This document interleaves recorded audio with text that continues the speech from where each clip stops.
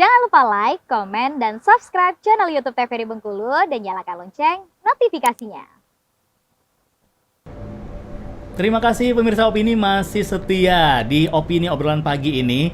Tanpa terasa nih kita sudah di segmen terakhir, tapi tenang aja, masih ada poin-poin penting yang akan di-sharing oleh Ibu Diana. Ibu, kita lanjutkan sedikit tadi yang masalah konseling anak-anak muda ya. Kalau untuk yang mengalami body shaming, kan sekarang lagi marak nih ya, body shaming. Beda kayak zaman dulu mungkin ya diomongin gemuk atau segala macam kita santai, tapi kalau sekarang berbeda suasananya. Ada juga nggak Bu anak-anak muda yang merasa seperti itu sampai yang mereka memang benar-benar depresi gitu, nggak mau sekolah, nggak mau makan. Ada juga nggak Bu? Ada gitu. Jadi sebenarnya memang yang paling prihatin saat ini adalah kita generasi muda ini mereka sangat fast learning gitu ya, mudah belajar sesuatu, tapi juga mereka itu peniru yang ulung banget. Jadi mau nggak mau adalah tren sosial media gitu ya, tren sosial media. Let's say misalnya TikTok atau Instagram ada fenomena-fenomena self harm, misalnya kayak bikin misalnya mereka menyayat tangan untuk persahabatan gitu, terus ada temennya yang nggak mau, nah itu dijauhin, dibully gitu, sampai mereka konseling. Alhasil pas konseling ya yang benar kamu gitu, yang teman kamu tuh dia bilang gitu, saya tuh dijauhin teman karena saya nggak mau bikin tanda persahabatan. Emang tanda persahabatannya apa?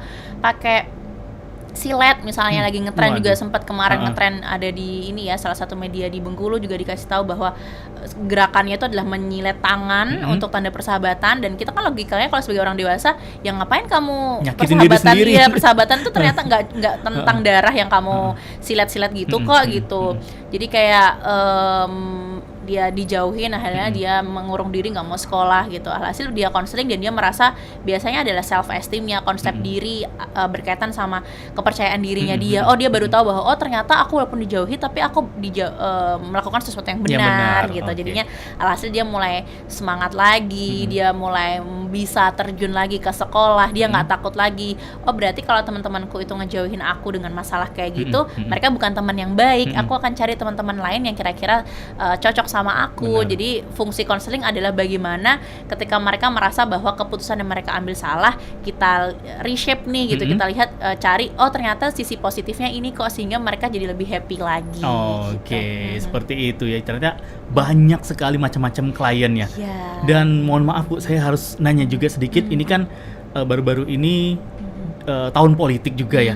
Ada juga nggak sih klien yang menghadapi dunia politik sekarang menjadi seorang klien di konseling bersama dengan Ibu Diana? Lucunya ada gitu. Ada juga ya? Di minggu lalu tuh ada. Dan biasanya beliau-beliau ini kalau ya datang di klinik kami biasanya cukup eksklusif ya. Awal-awal mereka mungkin nggak akan bilang kalau masalahnya itu biasanya. Jadi, berarti setelah melalui masa gitu. Jadi kayak udah selesai ya, dikiranya akan menang, ternyata kalah, udah habis banyak.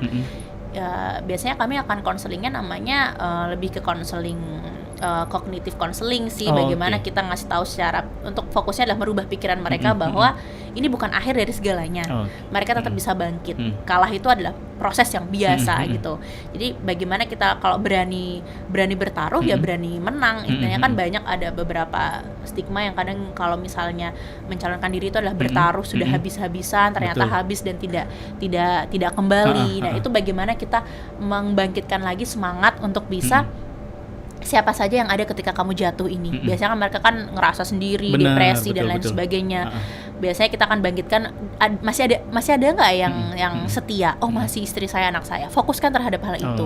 Mereka komplain nggak dengan kejadian ini? Enggak, misalnya berarti bersyukur. Ada yang misalnya iya istri saya meninggalkan saya. Ada yang case-nya kasihan banget, misalnya kayak istrinya meninggalkan, anaknya juga ikut marah, dia sendirian. Dan itu yang biasa ditingkatkan motivasinya untuk kalaupun tidak ada siapa-siapa, kamu arahnya misalnya ke spiritualitas, kamu masih bisa fokus ke Tuhan misalnya, atau fokuskan ke apa yang bisa dimiliki saat ini walaupun misalnya tidak terhitung, atau misalnya intinya mengajak mereka untuk berpikir logis. Jadi bukan terus arahnya mengakhiri hidup itu adalah keputusan yang tepat, tapi lebih kayak berpikir logis. Oke, ini saya gagal, apa yang masih bisa saya tata gitu. Berarti emang treatmentnya beda-beda setiap klien, jadi nggak bisa satu semua ratain gitu, nggak bisa. Nah klinik sudah ada nih. Nah lanjutannya dari klinik ini tujuannya seperti apa? Yang di goalsnya yang diinginkan sama Ibu Diana? Goals-nya adalah memang kalau di Bengkulu kan belum ada nih prodi psikologi. Harapannya ke depannya itu ini bisa menampung sih, kayak karena banyak ya misalnya kayak lulusan-lulusan S1 psikologi yang balik ke Bengkulu ini bingung nih mau kerja apa gitu. Sebenarnya kalau mereka ada tempat wadah untuk aktualisasi diri, kadang kan teman-teman, karena jujur kalau kuliah profesi samalah kayak kedokteran, nggak semua punya apa ya, nggak semua itu punya kemampuan finansial yang selalu tercukupi. Jadi kadang ada teman-teman yang aku mau nunggu beasiswa dulu nih. Sekarang juga banyak beasiswa yang udah mengcover sekolah profesi psikolog gitu. Jadi kadang teman-teman tuh mau belajar dulu di situ gitu. Jadi goals kami adalah pengennya Logia Project ini menjadi wadah sih, satu untuk masyarakat Kota Bengkulu sehingga well-being atau kesehatan mentalnya lebih oke, sekeluarga ya, nggak cuman orang dewasanya aja di rumah, tapi juga anak-anaknya juga lebih happy, lebih oke, sehingga kita bisa maju. Kalau misalnya kita itu lebih sehat, sekarang kan kasus-kasus kayak asusila, kekerasan seksual di Bengkulu tinggi ya. Kalau kita lebih, mental kita lebih sehat, kasus-kasus kayak gitu akan menurun. Provinsi kita kan lebih bermartabat, kita bisa fokus nih untuk mengejar kemajuan, untuk mengejar karena kalau kami lihat gitu ya, kayak Bengkulu itu termasuk ibu kota provinsi tapi nggak kayak ibu kota provinsi nih gitu. Jadi kita harus minimal selevel dong sama Medan, sama Lampung gitu. Jadi harapannya tuh Bengkulu kalau kesehatan mentalnya udah makin oke, mereka akan fokus produktif sehingga kita juga akan jadi provinsi yang lebih lebih berdaya juga dan lebih bagus ke depannya sih. Oke, nah ini ada pertanyaan yang sedikit agak membelok sedikit ini Bu. Tadi kan Ibu bilang nih agar masyarakat Bengkulu semakin aware terhadap kesehatan mentalnya. Betul. Nah, ketika semua nih sudah oke nih mental nih, para orang tua sudah oke, anak-anak juga sudah berani untuk curhat ke orang tua. Nah, sang psikolog ini mau kemana lagi tuh? Orang anak-anak udah nggak ada yang pengen datang ke psikolog menemui orang tua gitu. Dan orang tua sendiri pun mentalnya udah oke nih. Udah oke. Lalu apa lagi nih yang akan dilakukan oleh para psikolog? Kalau psikolog ada kan ketakutan seperti bisa itu? sekolah lagi nanti kan, bisa jadi guru besar gitu ya. Tapi kalau sebenarnya memang pada akhirnya kan salah satu pekerjaan yang tidak bisa tergantikan oleh mesin ini kan salah satunya sebenarnya psikolog ya. Karena memang kita ngobrol sama tembok, ngobrol sama robot itu misalnya kayak AI dan sebagainya itu kan tidak bisa seluas kita ngobrol sama karena manusia. Karena kita kembali lagi makhluk sosial betul, gitu. Jadi sebenarnya kalau menurut kami 50 tahun sampai mungkin itu masih bisa eksis sih sebenarnya pekerjaan psikolog itu. Hanya kalau memang nanti sudah bagus semua, malah bagus kan kita bisa ya buka arahnya psikologi positif gitu, udah nggak ngurusin yang sakit. Jadi kalau di teori psikologi itu ada namanya Iqbal, nggak ngurusin yang sakit lagi, tapi psikologi positif. Psikologi positif itu meningkatkan yang sudah bagus gitu. Jadi ada terus berkembang terus. Yes, keilmuan, karena keilmuan manusia ya, tentang manusia itu bisa berkembang terus. Oke, mengikuti zaman tentunya. Nah, itu tadi kliniknya sudah ada nih. Kalau dari sang pribadi nih, pribadi Ibu Diana nih, apa nih yang belum didapatkan? Mungkin ada targetnya pada saat kuliah, wah saya belum capai nih, ini belum capai ini. Apa nih kira-kira Ibu? Oke, kalau saya sebenarnya saya termasuk pribadi yang cukup ambisius, itu banyak list dalam hidup ya. Tapi kalau yang pertama adalah bersyukur dulu karena udah punya suami yang menyayangi, punya anak, alhamdulillah. Satu gitu frekuensi kan. lagi suaminya. Frekuensi gitu ya. Harapannya adalah saya adalah orang yang suka belajar gitu ya. Jadi kan ini kemarin misalnya S2 pengennya adalah nanti bisa sekolah lagi gitu. Sekolah lagi bisa lanjut S3, bisa lebih punya keilmuan yang lebih dalam. Karena kan namanya kita hidup ya never stop learning ya, pengen belajar. Karena kadang kalau udah berhenti belajar nanti nggak jadi ilmu padi gitu. Karena udah berhenti belajar ngerasa pintar, jadinya ngerasa sombong. Jadi pengennya belajar terus biar kita bisa semakin belajar banyak ilmu yang baru.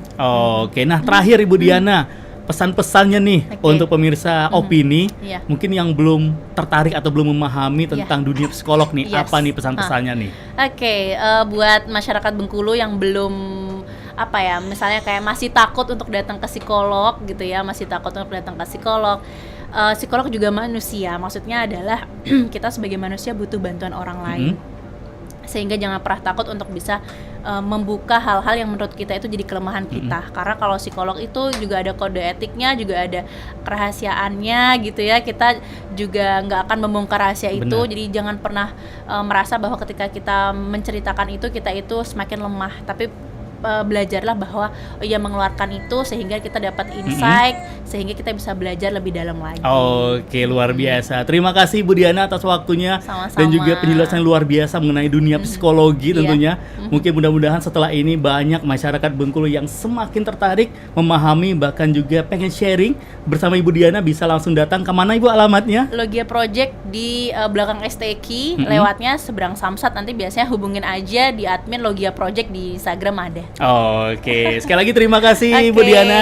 Dan sama-sama. pemirsa Opini, tanpa terasa kita harus berpisah dulu di episode kali ini. Dan tentunya saya Iqbal Fatwa mengucapkan terima kasih banyak untuk pemirsa Opini dan juga mewakili seluruh kerabat kerja yang bertugas hari ini. Kami pamit undur diri dulu. Wassalamualaikum warahmatullahi wabarakatuh.